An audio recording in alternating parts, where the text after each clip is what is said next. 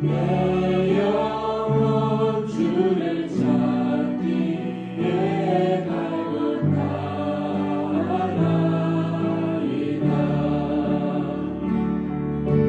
주님만이 나의 방패 나의 찬송아. 나의 몸 정성 다바 쳐서 주님 경배합니다.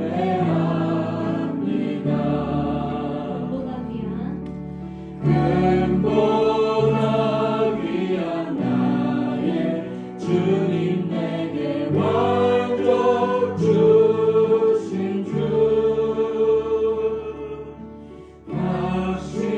다시만이 나의 기쁨 또한 나의 참고해. 주님만이 나의 힘, 나의 왕패 나의 찬송아. 나의 몸 정성 다바 쳐서 주님 경배합니다.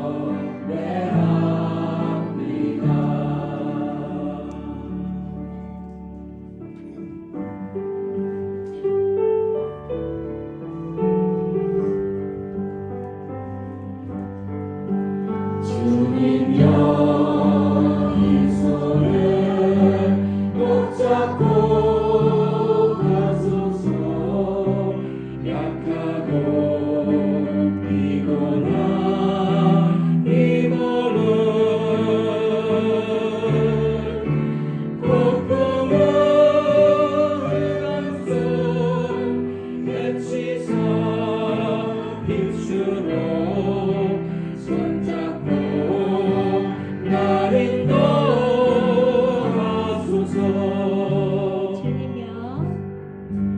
주님여 이 손을 꼭 잡고 가소서.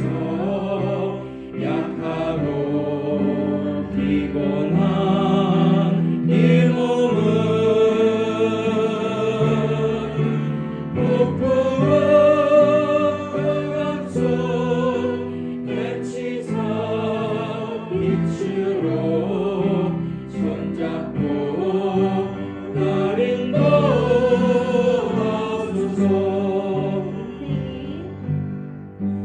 인생이 힘들고 고난이 덮칠 때 주님여 날 도와 주소서.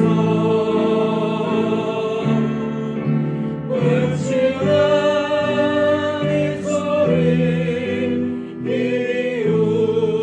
울리시사.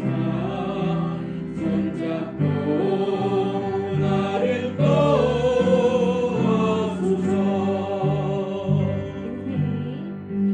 인생이 힘들고 고난이 겹칠 때 주님여 날 도와 주소서. 외치는 이 소리 이리 울리시사. 손잡고 날 인도하소서. Precious Lord, Precious Lord,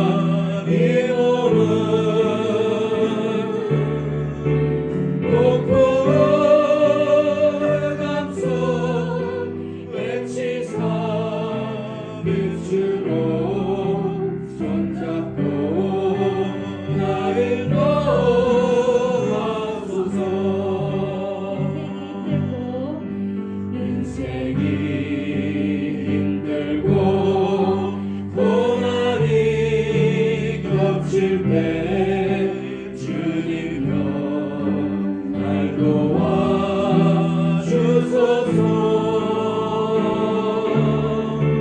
외치는 이 소리 귀 울리시사 손잡고 나 인도하소서.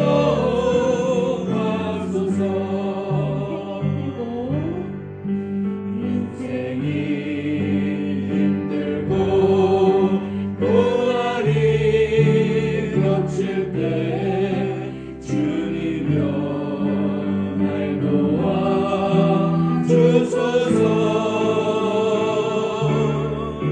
외치는 이 소리 귀 울리시사 손잡고 나 인도하소서.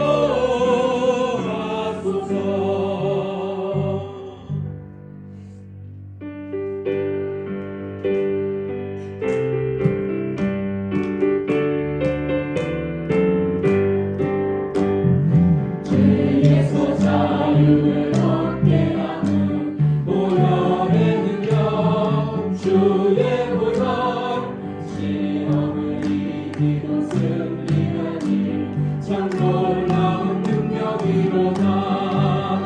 주의 보혈 능력이 떠나 주의 피 믿으오. 주의 보혈 그 어린 양의 매우 귀중한 피로다. 육체의 정욕을 이기는 보혈의 능력 주의 보혈 정결한 마음을 얻게 하니 참 놀라운 능력이로다. 주의 보혈 능력이 떠나 주의 피 믿으오. 주의 보혈 그 어린 양의 매우 귀중한 피로다. 눈보다 더 이게 밝히는 것 보혈의 능력 주의 보혈 부정한 모든 것 밝히시니 참 놀라운 능력이로다. 주의 보혈 능력이 떠나 주의 피 믿으오. 주의 보혈 그 어린 양의 매우 귀중한 피로다.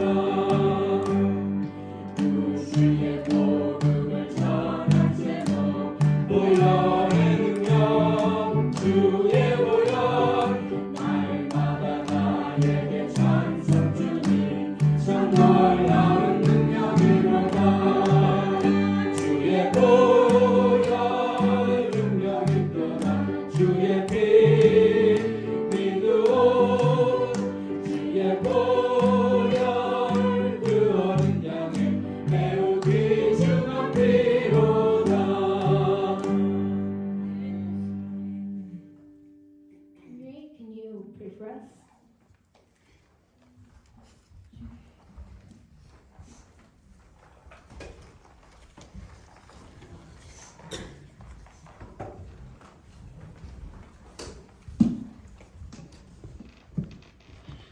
Dear Lord, thank you for allowing us to have a place for our congregation to meet, to learn more about you and be closer to you.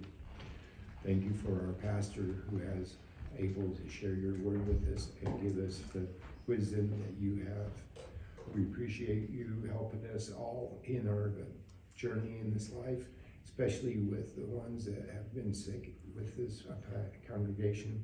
You have given us the power and to heal ourselves, and we appreciate everything you do in helping us spread the word of the gospel and for keeping the pastor's family as well as everybody else in good health and in good spirit.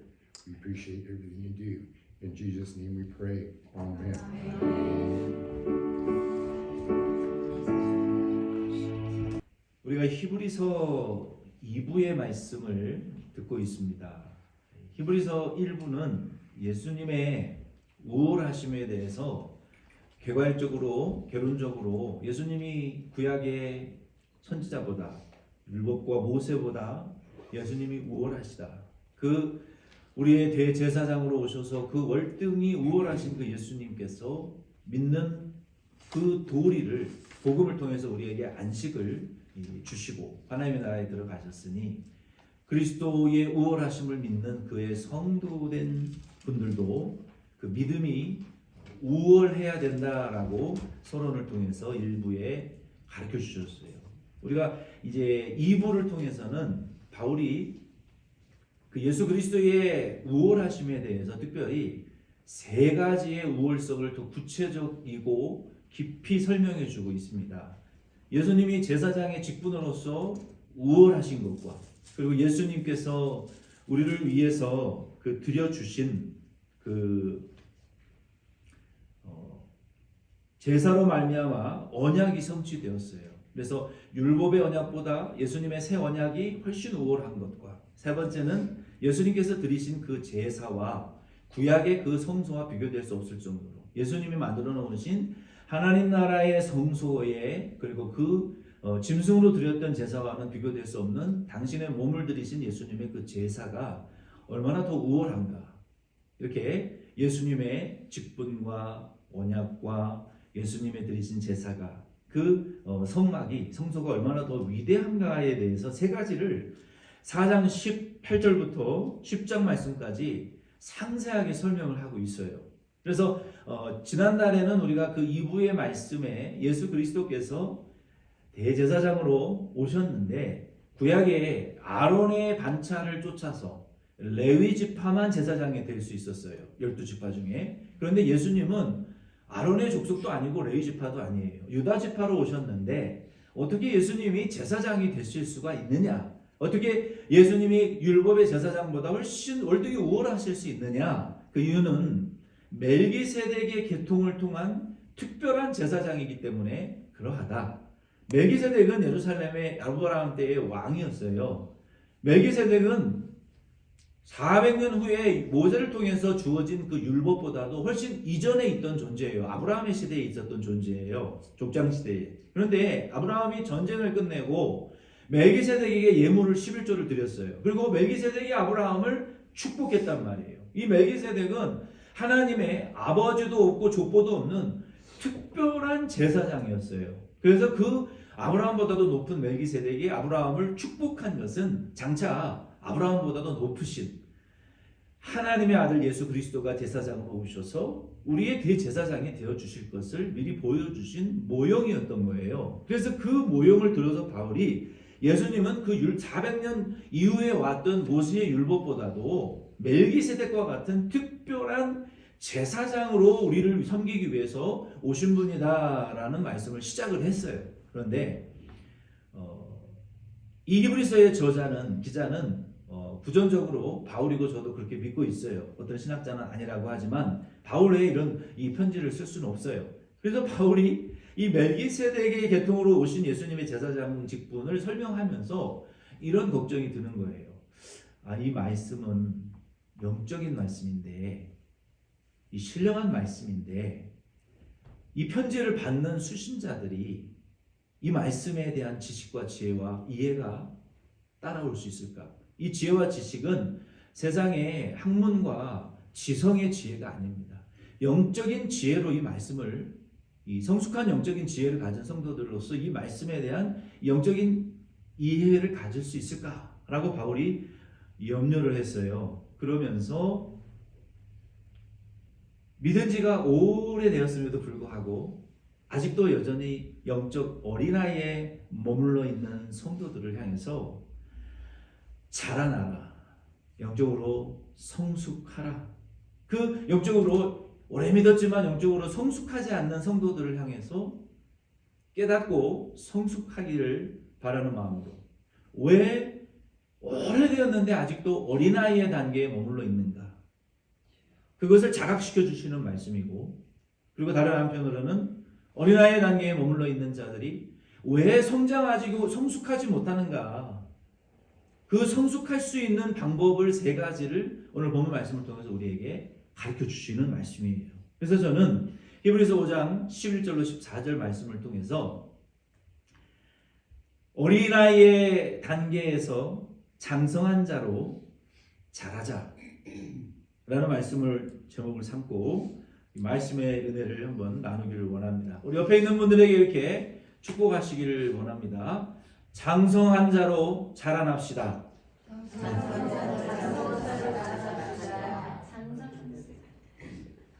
아멘. 키덜트라는 말이 있어요. 키덜트. 키즈와 어덜트를 합성해 놓은 신종어예요. 어른이 되었음에도 불구하고 말과 행동이 어린아이의 단계에 머물러 있는 사람들. 왜 그러느냐? 여전히 어른이 되었는데 어린아이가 하는 행동들을 하는 거예요. 그걸 키덜트라고 하는데 그런 분들은 왜 그렇습니까? 어렸을 때 너무 갖고 싶었던 거.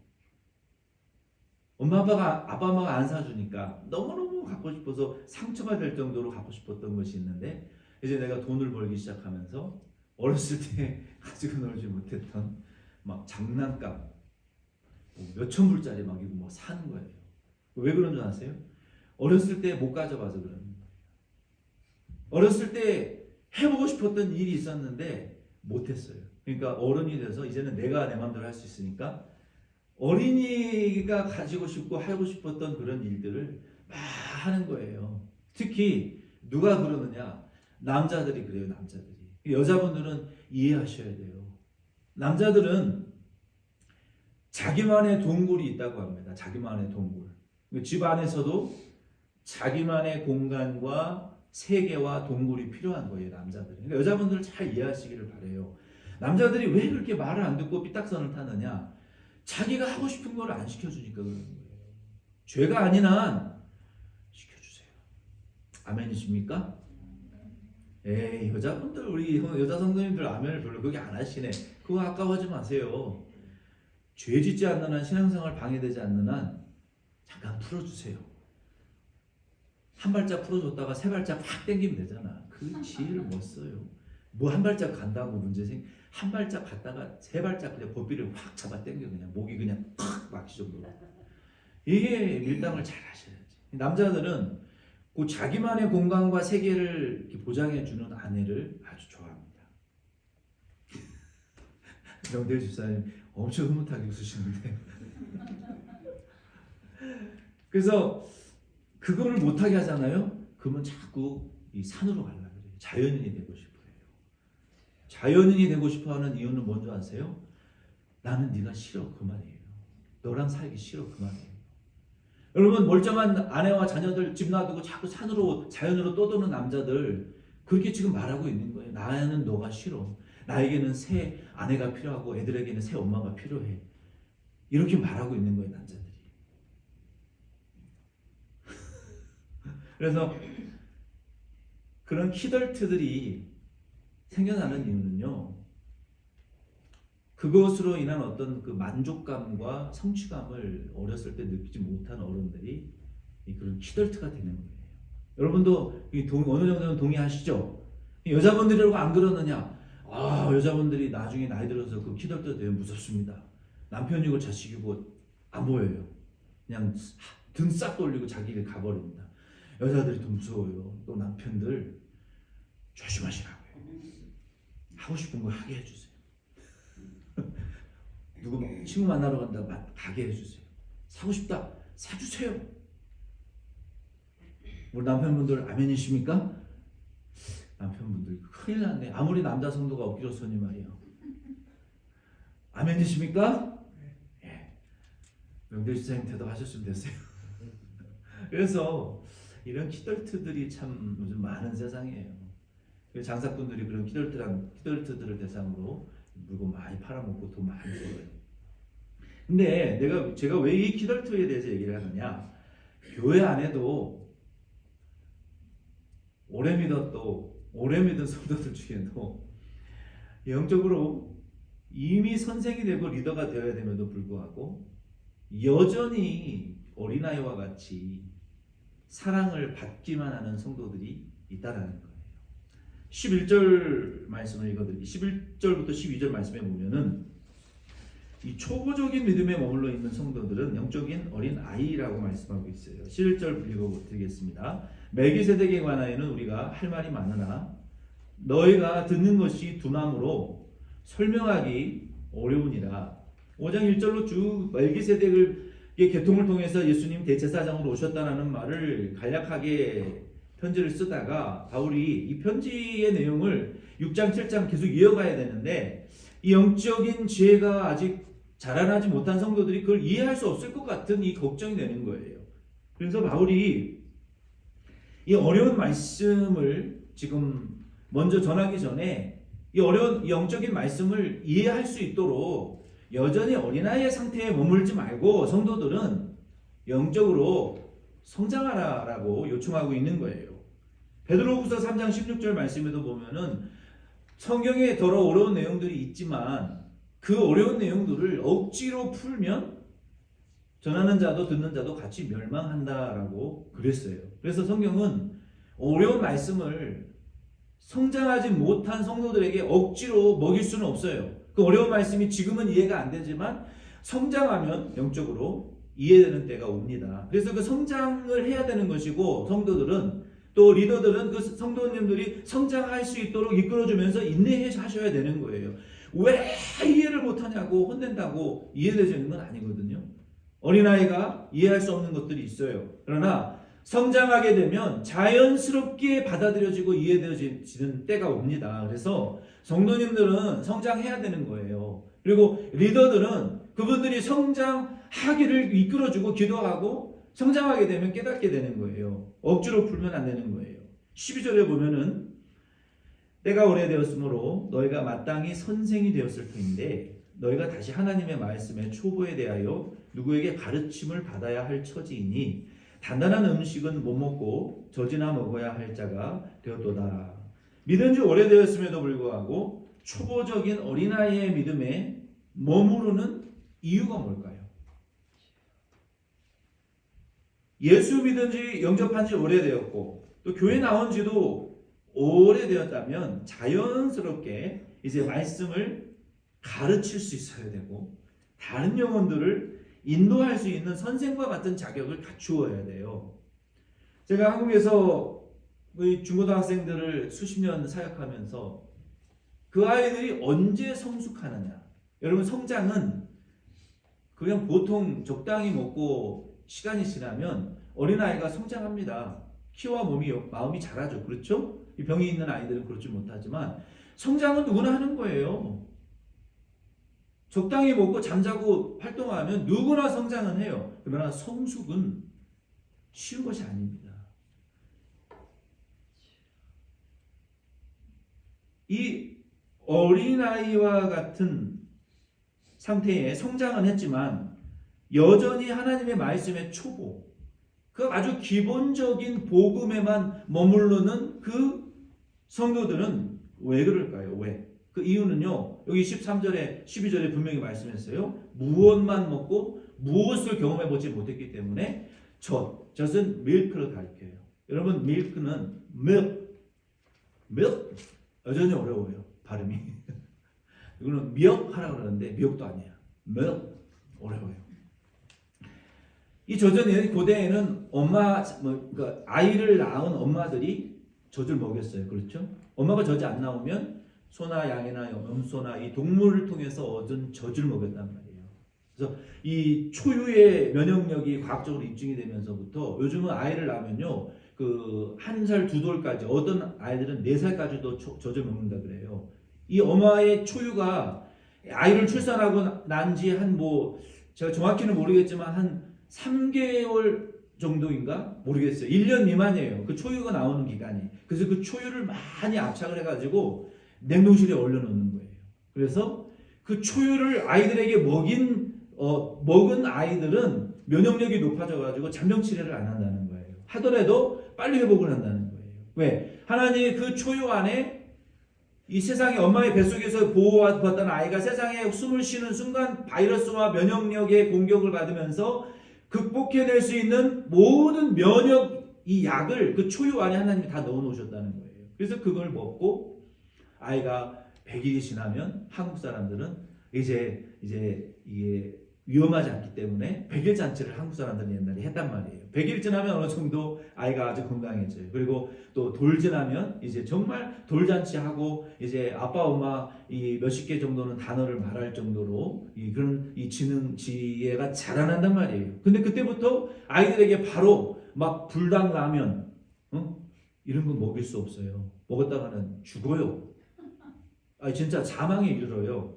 뭘 먹입니까? 젖을 먹다가 그 다음에 뭘 먹여요? 한국 분들은 밥을 끓여서 미음을 먹이죠. 그리고 뭐 바나나도 그 다음에 먹을 수 있으면 또 먹이고, 그리고 그 다음에 잘 적응을 하고 나면은 그때 밥알을 먹여요. 왜? 그게 더 단단한 식물이니까, 소화를 못하니까. 그리고도 먹을 수 있으면 그때 김치를 물에 씻어가지고 짠지도 먹이고, 닭광은 일본 말이니까 쓰면 안 돼. 단무지 이런 거 막 빨아가지고, 빠는 게 아니라 물에 씻어가지고 막 입에 넣어주고 그러면 쫙 빨아먹잖아요. 이거 뭐 과일도 먹이고, 애들이 이제 앞니빨이 하나 그때 나오고 딱 딸랑 나오기 시작하면 그때 뭐 이제 사과 쪼가리 잘라서 먹이기도 하고, 점점 단단하고 간이 있고 맛있는 그런 이 난이도를 높여가면서 먹인단 말이에요. 그렇죠. 근데 우리 교회 안에 오래 신앙생활한 성도님들이 있는데, 그 성도님들도 처음에는 예수의 십자가와 부활의 복음을 통해서 중생하면 갓난아이와 같아요, 영적으로. 그리고 십자가와 그 부활의 은혜만 생각하면 눈물이 쏟아지고 통해가 쏟아지고 남들 상관도 안 하고 뜨겁게 찬양하고 기도하고 그 은혜의 세계 속에 빠져서 살다가, 그리고 예수 그리스도의 예수님 다시 오신다는 재림의 교리도 우리가 복음도 더 깊이 알아가고, 이 세상이 다가 아니네. 죽으면 영원히 멸절되는 것도 아니고 없어지는 것도 아니고 영원한 천국이 있다는 걸 알게 되고, 그 예수님이 이제 재림하실 것이라는 것도 우리가 알게 되고, 우리가 이 땅에서 이 천국에 들어가기 위해서는 인생에 달고 쓰고 고난을 좀 겪어야 되고, 고난을 통해서 하나님이 강야와 같은 이 세상에서 우리를 낮추기도 하시고 높이기도 하시고, 여러 가지 시험을 통해서 우리가 천국에 가서 살 수 있는 천국 시민의 자격을 만드는 연단의 과정을 통해서 우리가 만들어져서 이 땅에서 여러 가지 시험과 고난을 살고, 그리고 인생이 죄와 시험과 고난을 통해서 우리가 살아가는 힘든 인생이라는 것을, 예수님의 그 살아가신 삶의 발자취를 따라가는 그 고난의 십자가의 길이라는 것을 우리가 점점 깊이 복음을 알아가게 되어 있는 거예요. 그런데 그런 과정에서 오래 믿어도 어린아이의 신앙의 단계에만 머물러 있는 이유는요, 성도들이 쉬운 말씀만 순종하면서 살기 때문에 그래요. 쉬운 말씀만. 바울도 고린도전서 3장 1절 2절 말씀해 보면은 이렇게 말했어요. 형제들아, 내가 신령한 자들을 대함과 같이 너희에게 말할 수 없어서 육신에 속한 자 곧 그리스도 안에서 어린아이들을 대함과 같이 하노라. 내가 너희를 저주로 먹이고 밥으로 아니하였느니 이는 너희가 감당하지 못하였음이거니와 지금도 못하리라. 고린도 교회에 신령한 은사가 다 나타나면 뭐합니까? 데살로니가 교회는 그렇게 강한 은사의 역사가 없었어요. 바울에게 가장 기쁨이 되었던 교회는 데살로니가 교회와 그 성도들이었어요. 왜? 거기는 싸우지 않았어요. 고린도 교회는 지독하게 싸웠어요. 은사 받으면 뭐합니까? 서로 잘났다고 싸우는데. 그러한 성도들이 바울에게는 늘 근심이요 걱정이요 고통이었어요. 데살로니가 교회 성도들을 생각할 때 바울은 감사가 끊임없이 나왔어요. 왜? 하나님의 말씀을 존중히 여기는 성도들이었기 때문에 그래요. 고린도 교회에 음란한 죄가 있었고 분쟁이 있었고 은사 때문에 서로 잘났다고 싸우는 갈등이 있었고 법정까지 끌고 갔어요. 그 싸움을 교회에서도 못 끝내가지고. 얼마나 바울이 노여웠으면 몽둥이로 경책하고 싶다라고까지 바울이 말했겠어요. 그 정도로 뺀질거리고 말 안 들었어요. 자기 잘났다고 그렇게 바울을 들이받고 대항하고, 그런 은사 받으면 뭐합니까? 바울의 가장 고통스러운 성도들이었는데 싸우고 다투고 이런 어린아이와 같은 행동만 하는 고린도 교회를 향해서 바울이 내가 너희들에게 더 신령한 단단한 밥을 먹이고 싶은데, 너희들을 성장하도록 이끌어주고 싶은데, 너희들이 그런 어린아이의 상태에만 머물러 있어서 내가 밥은커녕 죽밖에 못 먹이고, 왜? 너희들이 감당할 수 없으니까. 옛날에도 그랬고 지금도 감당하지 못한다. 고린도전서 편지를 쓸 때이면 이미 교회가 세워져서 단단하게 자리를 잡고 부흥하다가 문제가 생긴 때인데, 그때까지도 정신 못 차렸다는 거예요. 고린도 교회 성도들이 아직도 어린아이의 단계에 머물러 있는 고린도 교회. 안타까웠어요, 바울에게. 여러분들도 자녀를 키워보신 분들은 자녀가 때가 되면 성장해서 어른이 되어 가고 독립적이고 다른 사람들을 좀 존중하고 자기를 희생할 줄 알고 부모를 존경할 줄 아는 어른들로 자라가지 못하는 철없는 자녀들을 볼 때 얼마나 고통스럽습니까? 자기밖에 모르는 자녀들을 부모가 바라볼 때 얼마나 고통스러워요. 저게 도대체 커서 어떻게 인간 무시를 할 수 있을까? 사람들에게 미움만 받는 존재가 되지 않을까? 세상에 내놓을 수 있을까? 사람들에게 존경받고 칭찬받는, 인정받는 독립적인 인격체로 자라갈 수 있을까? 하나님이 저와 여러분들을 바라보실 때 오래 믿어도 이런 어린아이와 같은 하나님의 말씀의 초보적인 단계에서만 우리가 고생하고 있는 우리를 바라보실 때 하나님이 얼마나 고통스러우시겠냐는 거예요. 얼마나. 바울이 고린도 교회를 바라보면서 더 좋은 거 먹이고 싶은데 먹으면 뭐예요? 다 토하고 배 아파서 맨날 응급실 실려가는데 위경련 일어나서 죽밖에 못 먹인다는 거예요. 죽밖에. 저와 여러분의 수준과 상태는 어떻습니까? 그래서 우리가 오래 믿어도 어린아이의 단계를 벗어나지 못하는 이유는 조금 어렵다고 쉽게 포기해버리기 때문에 그래요. 우리의 믿음 생활이 조금 복잡해진다고 쉽게 하나님의 말씀을 저버리기 때문에 그래요. 쉽게 믿는 사람, 그 어린아이의 단계에서 결국 벗어나지 못합니다. 이 단단한 음식이라는 말씀도 언급을 했는데, 단단한 음식은 solid food예요. solid food. 어린아이가 자라가면서 맵고 달고 시고 짜고 질기고 강한, 그리고 고기까지 단단한 음식까지 깨트려 먹을 수 있는 분들. 어떤 분들은 막 게를 껍데기까지 막 씹어 잡수시는 분들도 있더라고요. 게 껍데기도 막 아그작 씹어서 잘 드시더라고요. 어떤 분은 그냥 조기를 대가리부터 꼬랑지까지 통째로 그거 먹다가 가시 걸리면 큰일 나는데, 뭐 어린아이들은 상상 못하는 일이죠. 그렇죠? 그러면 질긴 음식 막 어떤 분들은 뭐 오징어를 하도 많이 먹어가지고 턱이 막 네모난 턱이 되신 분들도 있어요. 여기 근육이 발달돼가지고 오징어 많이 먹어가지고 막 단단하고 막 질긴 거 막 곱창 막 오징어 말고기 야크고기 못 잡아 먹는 게 없어요. 사람 빼고 다 먹어. 질긴 거라고.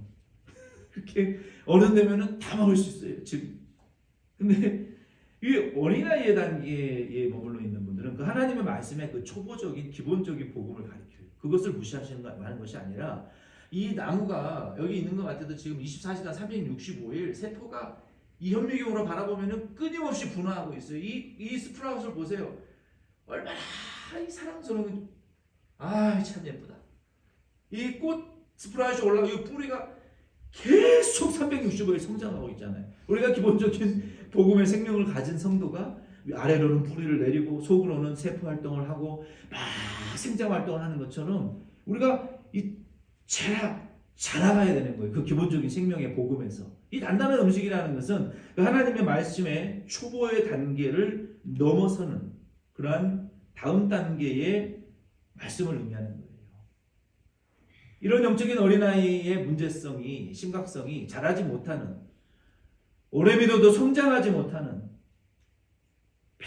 평생 믿어도 주님 음성 한번 못 들어보고 기도 응답 한번 못 들어보고 기적을 체험해보지도 못하고 말씀대로 이루어지는 역사를 한 번도 체험해보지 못한 이런 어린아이 단계에 머물러 있는 성도들의 문제.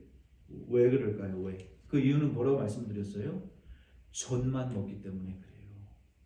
쉬운 말씀이 쉬우면 하고 조금 어려우면 아니 됐다 포기해버리기 때문에 그래요.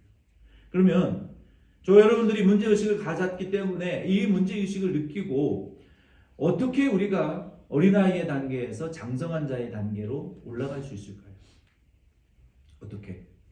어떻게 올라갈 수 있을까요? 13절로 14절의 말씀에 보면은 세 가지의 방법을 우리에게 분명히 말씀해 주셨어요. 그 세 가지의 말씀을 우리가 듣기 전에 먼저 13절을 통해서 그 단단한 음식이 무엇인가, 장성한 자의 음식의 정체성이 정의가 무엇인가를 먼저 말씀을 드리고, 장성한 자가 되는 세 단계의 해법을 14절을 통해서 살펴봅시다. 13절 여러분 자이언 클립 보시면 있으니까 한번 같이 읽을 수 있는 분들은 같이 읽겠습니다. 5장 13절 같이 읽어요. 시작. 이는 젖을 먹는 자마다 어린아이니 의의 말씀을 경험하지 못한 자요. 아멘. 자녀들이 어릴 때에는 부모님이 생물학적으로, 정신적으로, 정서적으로, 물질적으로 모든 전 인격적인 면에서 부모를 희생해서 자녀를 양육합니다. 그렇죠? 여러분 평안도 말에 오만이라는 말이 있는데 그 말의 의미를 아세요? 엄마가 자녀를 기를 때, 어린아이에서 태어나서 기를 때, 언제까지인지 모르겠지만 5만 번의 손이 간다. 그래서 오만이라는 그런 말이 생겼다는 거예요. 국문학자 권위자가 계시면 틀렸을지도 모르겠지만 제가 고등학생 때 그 고전국어 학원 강사한테 들은 바로는 그래요.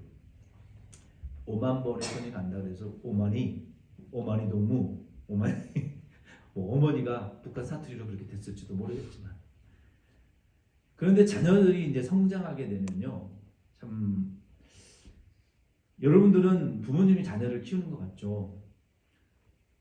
착각하지 마세요. 자녀가 있기 때문에 부모가 버틴 거예요. 부모님이 자녀 키운 거 아닙니다. 만약에 자녀들이 없었다면 부모님은 생을 지탱할 힘이 없어요. 그래서 자식이 부모를 키운 것이라고 여러분 믿으시기를 바랍니다.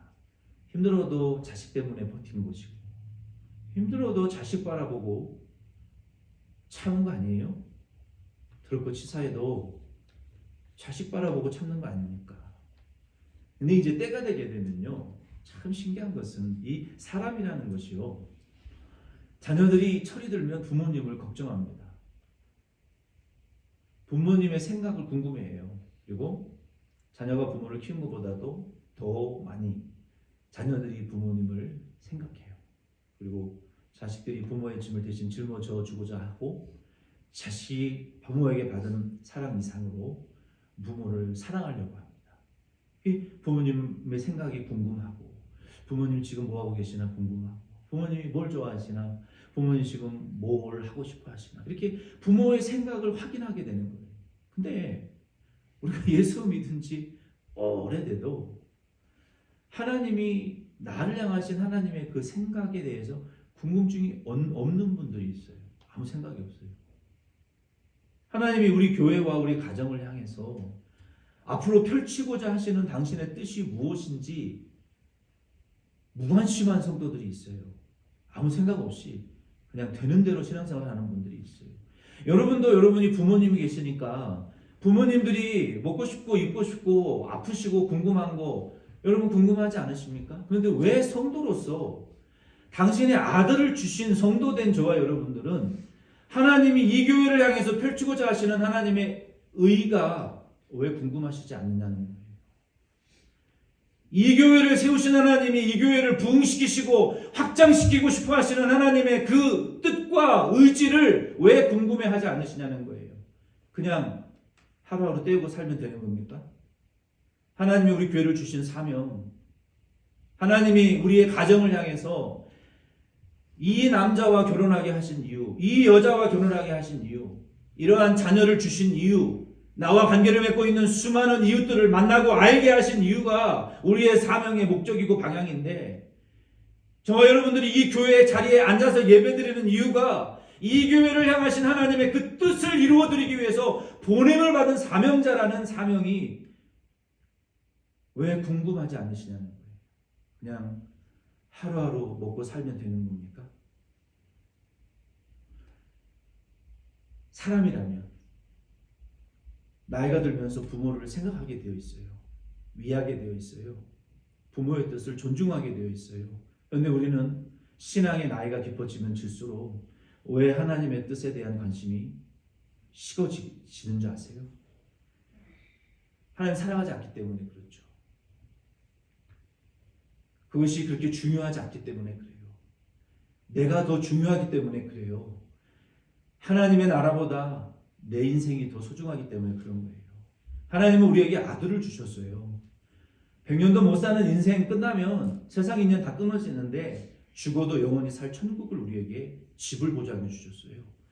그 하나님 아버지에 대한 영적인 효도를 할 만한 나이가 되었음에도 불구하고 하나님의 뜻과 의에 대해서는 무관심하고 그저 세상과 똑같이 살고 있는 저와 여러분들은 아직 영적인 어린아이예요.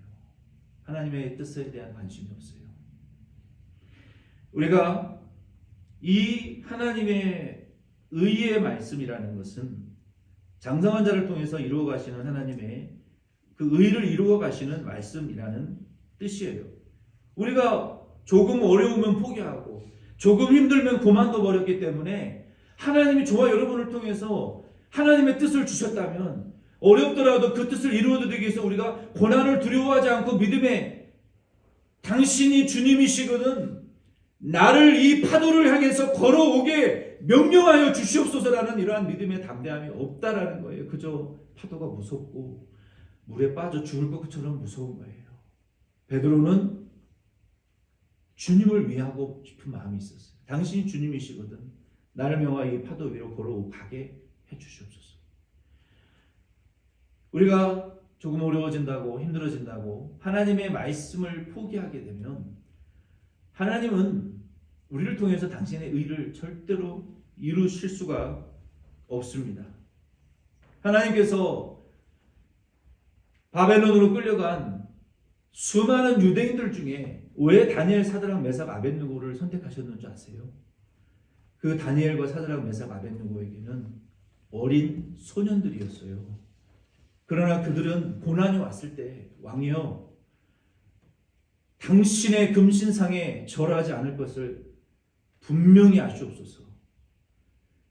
당신이 우리를 불구덩이 속에 풀무불 속에 우리를 집어 던진다 하더라도 하나님이 우리를 구원하실 것입니다. 그런데 하나님이 천사를 안 보내시고 우리를 구원하지 않고 불에 타 죽어 죽게 한들 우리는 하나님이 그리 아니하실지라도 당신의 금신상에는 절하지 않을 것을 아시옵소서. 좀 집어 던졌어요. 이런 경우를 당하면 보통 우리의 믿음을 그냥 포기해버립니다. 저와 여러분들에게는 왜 이런 담대하고 극강담대한 믿음이 왜 없을까요? 고난 앞에 하나님 어려운 말씀을 순종해보지 않았기 때문에 그래요. 우리의 가는 길이 우리의 눈에 좁아 보이고 꼬불꼬불해 보일지라도요. 그 길에 들어서게 되면 여호와는 우리의 목자가 되주셔서 그의 선하심이 자비하심이 인자하심이 임하는 은혜를 경험하게 됩니다. 고다 보이고 쉬워 보이는 길 가잖아요. 여호와의 인자하심과 자비하심과 선하신 인도는 경험을 못합니다. 그 길이 좁아 보이고 꼬불꼬불해 보일지라도요. 그 길을 걸어가면 여호와의 선하심과 인자하심과 자비하심뿐만 아니라 그의 지팡이와 막대기가 나타나서 우리를 보호하시고 악한 자들을 징계하시는 의인을 복주시고 악인을 심판하시는 심판을 경험하게 됩니다. 그때 우리 안에 이 영적인 이 기쁨이 우리 안에 솟아나오는 거예요. 여호와는 선하시다. 여호와는 선하시다. 여호와는 선하시다. 그를 찬양하는 거예요. 요즘 범죄도시가 3편이 나왔는데 1000만이 넘어갔다는 거예요. 범죄도시 끝나고 나오는 사람들 인터뷰를 하니까 당신 범죄도시 3편 왜 봅니까? 내가 직장생활에서 상사한테 스트레스를 많이 받았는데요. 이거 풀 데가 없어서. 이거 보니까 풀려요. 세상에 악한 사람들이 너무 많은데 이거 풀 데가 없는데 이 마동석이 이 주먹으로 사람들 한번 패서 그냥 패대기 치고 쓰러지는 걸 보면 속이 너무너무 시원하다는 거예요. 여러분 우리 성도들이 언제 속이 풀립니까? 뭐 이런 영화를 보고 카타르시스를 보고 뭘 보고 속이 풀립니까? 악인이 심판받는 걸 보고 속이 풀린다는 얘기 아니라 우리가 그 좁은 길을 걸어갈 때 하나님이 우리의 선하심과 인자하심과 자비하심을 베풀어 주실 때 속이 풀리는 거예요. 하나님이 악인을 심판하시고 의인을 높여주시는 그 선하시고 공의로우신 하나님의 의를 이루어 가시는 그 선하신 하나님을 바라볼 때 우리가 기대가 생기고 영적인 해소가 생기는 거예요. 뭘로서 우리 심령이, 성도들의 심령이 해소가 됩니까? 악을 악으로 갚는다고 해소가 안 됩니다. 그런 하나님을 볼 때 시편에 보면 여호와는 선하시도다, 여호와는 인자하시도다, 여호와는 공의롭고 정의로우신 하나님이다 막 찬양할 수밖에 없는 거예요. 그게 영적인 해소예요. 영적인 세상에 없는 기쁨입니다. 그래서 저와 여러분들은 이 단단한 음식을 잡수셔야 돼요. 그 단단한 음식이 무엇이냐면은 14절 말씀에 보면은 세 가지를 짧게 말씀을 드리겠습니다. 어려운 말씀을 순종하십시오. 14절을 제가 읽어드리겠습니다. 단단한 음식은 장성한 자의 것이니 그들은 지각을 사용함으로 연단을 받아 선악을 분별하는 자들이니라. 첫째, 따라합시다. 단단한 음식은 어려운 말씀이다. 어려울 때 순종하세요. 네. 쉬울 때는 누구나 다 순종해요. 어려운 말씀일 때 아멘 하세요. 아브라함이 이삭 번제로 죽이라고 그럴 때 쉬웠겠어요? 바울이 눈 멀었을 때 쉬웠겠어요? 생업 포기하고 날 따라오라고 빈손으로 날 따라오고 갈 때 제자들이 예수님 따라갈 때 쉬웠겠어요? 어렵단 말이에요. 신앙생활이라는 것은. 인생을 포기하고 인생의 방향을 완전히 다른 방향으로 틀어야 될 때도 있어요. 지금까지 노력한 거 다 포기해야 될 때도 있어요. 내가 가장 사랑하는 거 버려야 될 때도 있어요. 제일 사랑하고 친했던 사람과 원수되는 때도 있어요. 그때 순종하시란 말이에요. 아멘이십니까? 그때 순종해야 하나님의 의가 나한테, 우리 가정에, 우리 교회에 이루어질 거 아닙니까? 그래야 성장하는 거예요. 두 번째는 따라합시다. 중생한 영의 지각을 사용하라. 여기 14절에 우리 중생하기 전에는 우리의 이 양심의 생각이요 죄와 마귀의 노예였어요. 그러나 중생한 이후에는 우리의 영이 중생이기 때문에 우리 육체에 사시는 것이 아니라 그 중생한 영 속에 신비적인 연합으로 성령이 살아가시는 거예요. 그 중생한 영이, 중생한 자의 영의 생각이 있어요. 육신의 생각도 같이 공존해요. 우리가 왜 성장하지 못하느냐? 중생한 영의 생각을 따라 살지 않았기 때문에 못 성장을 못하는 거예요. 육체의 본능이 너무 강해서, 너무 죄의 노예로 많이 살아서 죄의 근성이 빠지지 않아요. 예수님. 중생한 영은요, 육신의 말과 내 마귀의 말을 안 듣습니다. 내 안에 거하시는 성령의 말만 듣고 말씀만 좋아해요. 본질상.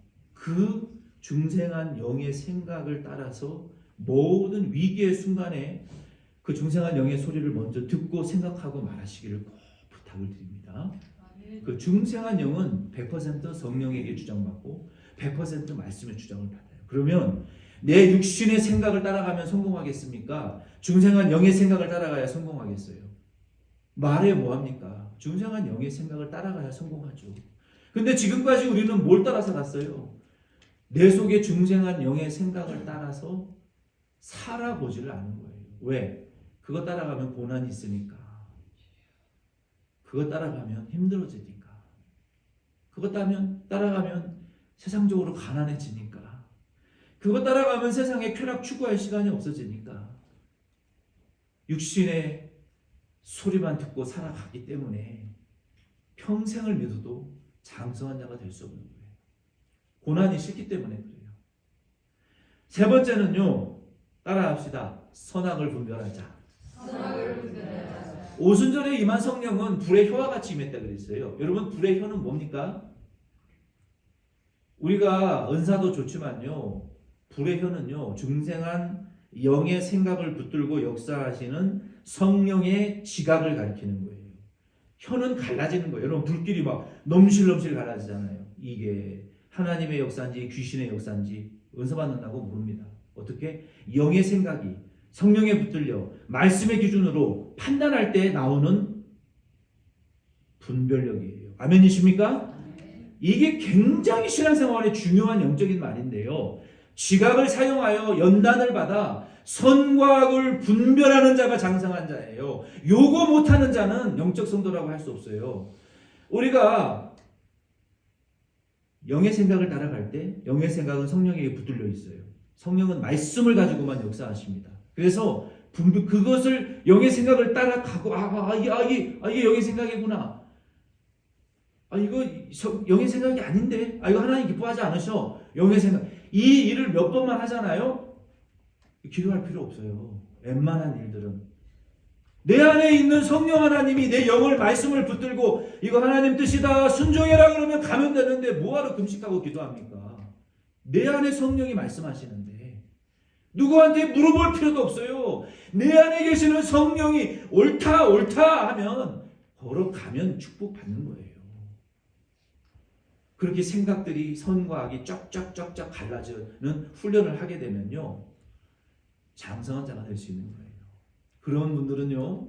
작은 고난을 통해서 장성한 자가 됩니다. 그런데 몇십 년을 믿어도 초보적인 복음만 가지고 순종하는 분들은요. 하나님이 바울처럼 이 성도가 좀 고난을 통해서 만들어져서 성장해서 더 큰 그릇이 돼야 되는 거예요. 여러분 고난이라는 것은요. 우리의 그릇을 축복의 그릇을 넓히는 과정이에요. 여러분 제발 유튜브 동영상 이런 거 좀 찾아보세요. 여러분 칼 만드는 법 이런 거 보세요. 기찻길에서 잘라온 그 솔로 무쇠 강철을 가지고 잘라가지고요.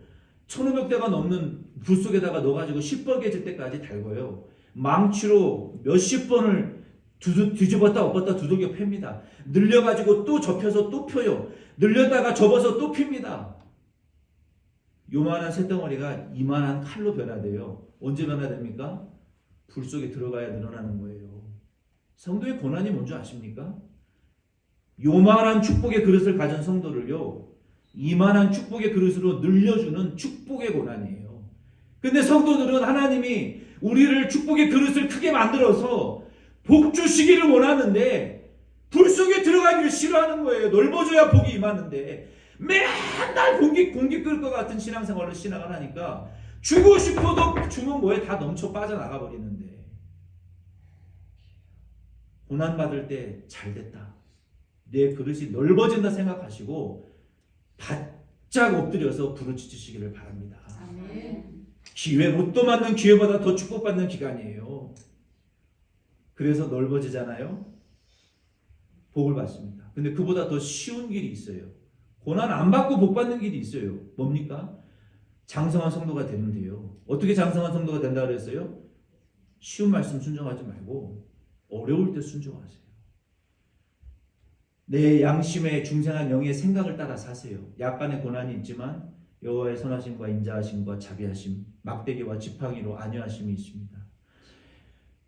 선과 악을 분별하시면서 사세요. 그러면 고난 없이 만들어집니다. 고난 없이 성장한 자가 되고 고난 없이 축복받는 자가 될 수 있어요. 근데 하나님이 저와 여러분을 선택하셨다면요. 이러한 장성한 자가 알아서 장성한 자가 돼가는 성도는요. 고난이 없습니다. 이런 성도들은요. 기도할 제목이 없어요. 저도 여러분들 기도할 때 저는 여러분들이 앉은 자리를 생각하면서 한 바퀴 60도 돌거든요. 장성한 성도는 기도 안 나옵니다. 기도할 거리가 뭐 있어야 기도를 하죠. 여러분 얼굴 생각하면서 기도하면 기도가 많이 나오는 분이 있어요. 어느 지점에서는 항상 전체 360도 다 못 돌고 끝날 때가 항상 많아요. 그분 위해서 기도하다 보면은 딴 분 기도 못해요. 그래서 먼저 여러분 저는 군대에서 던지고 누르고 쏴라. 이게 뭔지 알아요? 먼저 폭탄으로 던지고 많이 죽이고 크레모아로 중간에 있는 사람들 죽이고 그 다음에 가까이 오는 사람들 총으로 쏴 죽이는 이거 훈련했거든요. 먼저 전체적으로 성도들 축복으로 전체 싹 죽이고 전체적인 축복을 빌고 그리고 이제 구체적으로 문제 있는 성도들만 따로 기도해요. 그래서 이제 말씀을 맺습니다. 저 여러분들이 우리가 복 주시기를 원하시는데 하나님 우리를 선택하셨잖아요. 안 되면 고난에 좀 들어가서 지각을 좀 사용해가지고 영의 생각을 따라가고 양심의 중성한 양심의 소리도 좀 듣고 어려운 말씀도 좀 순종하면서 자기가 스스로 자라가지 않는 성도들은 하나님이 의도적으로 고난을 주십니다. 낮추세요. 가난하게 하십니다. 가장 먼저 주는 시험이 물질적인 시험입니다. 물질적인 시험을 통과하면서 하나님 전심으로 의지하는 법을 배우게 돼요. 그전에는 하나님이 떡으로 살지 않고 하나님 말씀으로 산다는 말씀을 100번, 1000번을 들어도 몰라요. 근데 물질적으로 가난해지고 나서 사람이 떡으로 사는 게 아니구나. 말씀으로 사는구나. 그때 절실하게 깨달아지는 거예요. 그래서 그 믿음, 내가 죽었다 깨나서 이제는 물질로 하나님 시험하지 않을 거야. 하나님 말씀으로 살 거야. 그때 결단하고 깨닫게 되는 거예요. 하나님 우리를 물질로 낮추시고 사람에게 시달리게 하시고 여러 가지 고난과 하나님의 방법은 수억 가지입니다. 우리가 상상할 수 없는 지혜가 있으세요. 그래서 우리가 좀 만들어지면 복을 주십니다. 근데 우리가 그렇게 하지 않는 성도들은요, 하나님이 의도적으로 낮추십니다. 고난을 주십니다. 왜? 하나님 선택했으니까. 하나님 한번 택하면 포기하지 않습니다. 우리를 만드시기까지 포기를 안 해요. 옛날에 박영선 목사님이 하나님의 열심이라는 책을 써서 많은 분들이 읽었는데, 당신이 택한 자녀는 복받기 전까지 절대 포기 안 하십니다. 계속 순종 안 하면 낮추시고 연단하시고 징계하셔서라도 축복의 단계에 올려놓으십니다. 죽을 때까지 고집 피우면 죽을 때까지 연단받아요. 복을 못 받고. 그러니 빨리 지혜로운 성도가 되셔서 여러분 어린아이의 단계에만 머물러 있지 마시고 뭘 먹어야 돼요? 우유만 먹지 마시고 어려운 말씀을 중생한 영의 생각을 통해서 말씀과 성령을 통해서 지각을 사용해서 분별력 있는 성도로 스스로 자라가시기를 예수의 이름으로 축원드립니다. 그러면 고난 없이 축복받을 수 있어요. 우리 자리에 일어서셔서 이 말씀 생각하시면서 다 같이 결단의 찬양 드리겠습니다. 목마른 사슴 시냇물을 찾아 헤매이듯이 이 찬양 1절만 드리고 축도를 마치겠습니다.